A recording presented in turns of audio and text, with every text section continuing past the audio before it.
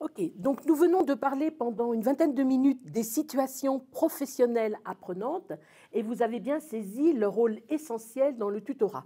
Donc maintenant, nous allons parler de la mise en œuvre de ces situations professionnelles apprenantes et je vais donc vous expliquer quand vous allez rentrer dans vos services, vous allez, avec des collègues que vous allez regrouper, organiser des réunions de travail afin que les situations professionnelles apprenantes de vos services puissent être dégagées et que vous puissiez les travailler. Vous voulez dire qu'il va falloir qu'on travaille en intermodule? Oui, oui, absolument, hein. L'institution a motivé son Mais choix. on ne va pas avoir le temps de mettre en place quoi que ce soit en intermodule. Hein. On n'a pas le temps, on n'a déjà pas le temps de soigner les patients, alors on ne va pas avoir du temps pour faire ça. Ok, on va en parler après et on verra les problèmes qui se posent. Là, je vais déployer un petit peu ce que je vais vous demander de faire. Et donc, quand vous allez rentrer, vous allez prendre des collègues, des anciennes et des nouvelles, constituer un groupe. Attendez, je viens de vous dire que c'est pas possible. Vous ne nous écoutez pas là. Hein. Ça aurait été bien qu'on puisse s'exprimer un petit peu quand même. Vous ne nous donnez pas la parole. On ne peut rien dire dans cette formation. Je suis d'accord avec elle. Écoutez, moi, je suis mandatée par votre établissement pour que vous puissiez travailler ces situations. Et quand vous allez rentrer dans votre service, vous allez être un peu les maîtres d'œuvre, les chefs de projet, pour les travailler dans vos services. Votre établissement compte sur vous pour le faire.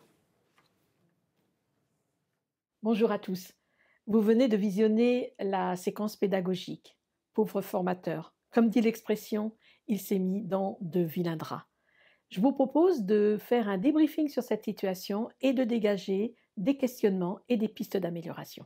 L'attaque contre le cadre de la formation est une problématique habituelle en formation. Un formateur peut se retrouver confronté à une contestation, bien sûr lors de passage de consignes, mais à tout moment de la formation. L'expérience montre qu'il n'y a pas de moment particulier pour cet événement. Dans notre situation, cela survient sûrement après 1 ou 2 jours de formation en préparation du travail intermodule. Un participant prend la parole et, au nom du groupe, il dit « Vous ne nous laissez pas la parole ». Il enrôle d'une certaine manière ses voisins de salle qui vont le soutenir et qui vont faire un bloc de contestation. L'impact de cette contestation est évident sur le formateur. Il est un peu sidéré, il apparaît comme défait, son regard est lointain, il va essayer de se raccrocher à son plan de formation. Tout cela montre un certain malaise. Il doit en plus essayer de réfléchir à ce qui se passe. Pourquoi est-ce qu'ils me font ça à moi, à ce moment-là? Ils disent que je ne les écoute pas, mais c'est assez fort de café, je les ai toujours écoutés au cours de la formation. Il faut que je leur explique le travail à faire. Allez, on avance. Mais nous savons tous que réfléchir dans des situations émotionnellement chargées est difficile. Je vous propose de prendre un papier et d'écrire ce que vous auriez fait dans la situation. Faites une pause sur la vidéo. Maintenant, écoutons plus attentivement le formateur. Le formateur argumente le travail intermodule en parlant de mandat, en disant qu'il s'est engagé auprès de l'institution à ce que le travail soit fait. Nous pouvons questionner ce discours et essayer d'apprécier l'impact que cet argument peut avoir au niveau d'un groupe. Je vous propose d'écrire les arguments que le formateur aurait pu développer. Faites une pause sur la vidéo. Nous allons maintenant parler d'ingénierie de formation. Un des grands principes en matière de formation, c'est de se baser sur les situations réelles des apprenants, sur leur situation de travail et sur leurs contraintes. Et donc, en matière d'ingénierie de formation, on est légitime de se poser un certain nombre de questions. Est-ce que le formateur a eu des informations concernant la situation de travail des participants? Est-ce que les objectifs de l'intermodule ont bien été fixés dans le projet de formation? Est-ce que le temps estimé en matière de travail intermodulaire avait été précisé? Est-ce que les participants ont été informés de ce travail intermodule par l'institution ou en début de formation? Toutes ces questions sont du registre de l'ingénierie de formation. Je vous propose de reprendre votre papier et d'écrire d'autres questions qui auraient pu se poser en matière d'ingénierie de formation. Faites une pause sur la vidéo. Nous allons maintenant aborder le style d'animation du formateur.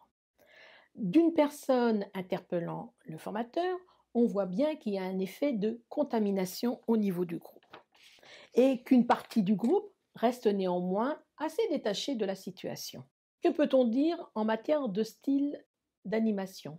Est-ce que le formateur était plutôt dans une posture directive, une posture de laisser faire ou une posture plutôt collaborative? Ce que l'on voit, c'est qu'il explique ce qu'il veut expliquer et il remet à plus tard les demandes des participants. On verra ça plus tard, dit-il. Il balaie les questions et il reste arc-bouté sur son objectif de faire passer les consignes de travail. Prenez un peu de temps pour vous questionner en matière d'animation de formation et faites une pause sur la vidéo.